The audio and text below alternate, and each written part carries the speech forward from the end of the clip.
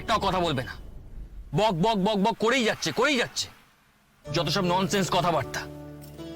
কি ননসেন্স কথাবার্তা বলেছি আমি? কি ভুল বলেছি? যবে থেকে মা নেমন্তন্ন করেছেন তবে থেকে আপনি এরকম হাব ভাব দেখিয়ে যাচ্ছেন যেন আপনাকে বদখত কোনো একটা জায়গায় যেতে হচ্ছে। আচ্ছা, আপনি তো বাপিকে আরো কিছুটা কনভিন্স করতে পারতেন যাতে বিয়েটাই না করতে হয় আপনাকে।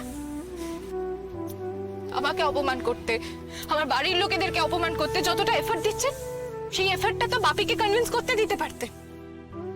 এই কথাটা যদি আপনি কি বাপিকে বলতেন যে আপনি আমাদের সমকক্ষ বলে মনেই করেন না, যাদের বাড়িতে যাওয়া যায়, যাদের বাড়িতে বসে খাওয়া যায়, যাদের সাথে গল্প ইয়ার্কি করা যায়, তাহলে আমার মনে হয় বাপি আপনাকে এই বিয়েটা করতে জোর করতো না। কারণ বাপি নিশ্চয়ই চায় না যে আপনার জন্য আমার বাড়ির লোকেরা অপমানিত হোক। সব সময় আপনি আমাকে অপমান করেন, যে কোনো উপায় আমাকে অপমান করেন।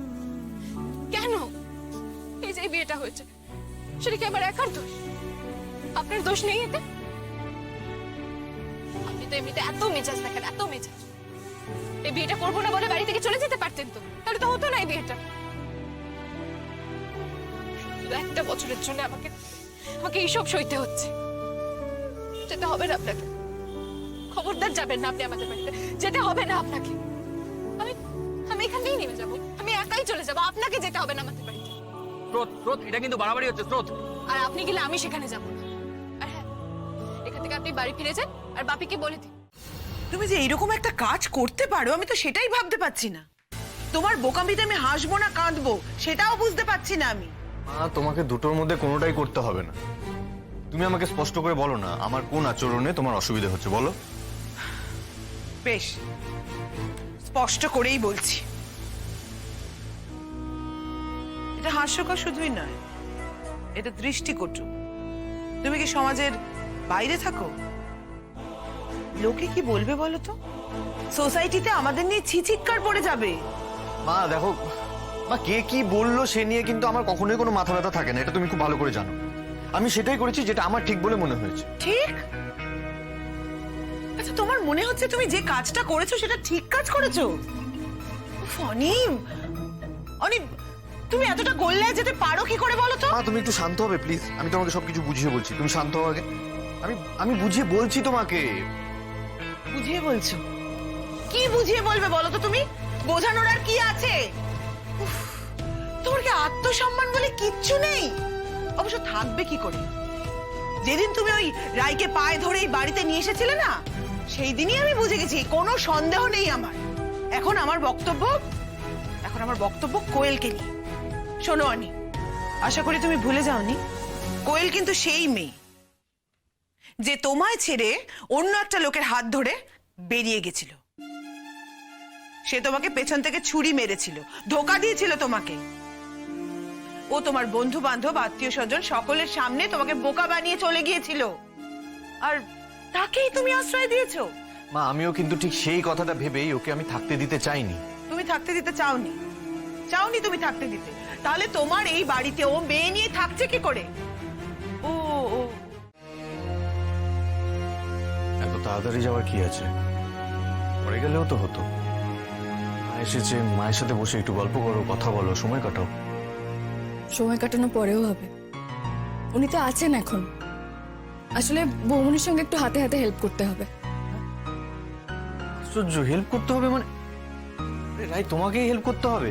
ওই বাড়িতে আর কেউ নেই? মা আছে, নীলু আছে, সবাই মিলে আজকের দিনটা একটু সামলে নিতে পারবে না? আর স্পেসিফিক্যালি কোনো কাজ তোমাকেই করতে হবে এমনও তো নয়।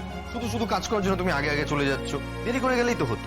কাজ আমি নাই বা করলাম, মানে সব জায়গায় যে শুধু কাজ করার জন্য যাব তেমনটা তো নয়। আনন্দ করতে, খুশি হতে, একটু মজা করতেও তো আগে যেতে পারি আমি। স্রোত তো তাড়াতাড়ি চলে আসছে। সব জায়গায় কাজ করতে হয় মানে? না মানে তুমি বলতে চাইছো যে এই বাড়িতে তোমাকে দিয়ে শুধু কাজই করানো হয়? আমার তো মনে হয় না রাই। ইনফ্যাক্ট কোয়েল আসার পরে তো তোমাকে কোনো কাজই করতে হয় না। হ্যাঁ, কোয়েল আসার পরে সুবিধাই হয়েছে আমার। রান্নাঘরের ম্যাক্সিমাম দায়িত্বই তো ওই নিয়েছে। তো হ্যাঁ, আমার সুবিধা হয়েছে, কিন্তু আমি ওভাবে মিন করতে চাইনি তুমি যেভাবে বললে কথাটা। যাই হোক, ধরে নাও যে শুধু আনন্দ করতেই না হয় আগে যাব।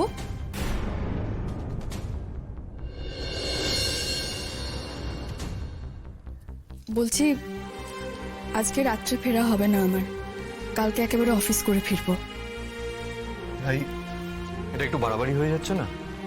বাড়িতে একটা অসুস্থ মানুষ আছে, মা এসেছে, আর তুমি বাড়িতেই থাকবে না? কোয়েল আছে তো, সবটা সামলে নিতে পারবে। একটা দিনেরই তো ব্যাপার। ঠিক আছে, আমি বেরোলাম। হ্যাঁ, আমি এগিয়ে দেবো? তার কোনো দরকার নেই, আমি চলে যেতে পারবো। তোমাদের দুজনের সম্পর্ক তো এখনো নড়বড়ে দেখছি অনি। আচ্ছা ঠিক কি চলছে বলো তো, একটু খুলে বলো না আমাকে। মা, আমি একটা বড় ভুল করে ফেলেছি, বড্ড বড় ভুল। যে ভুলটার ভার আমি বয়ে চলেছি। ভুল? কি ভুল করেছিস অনি?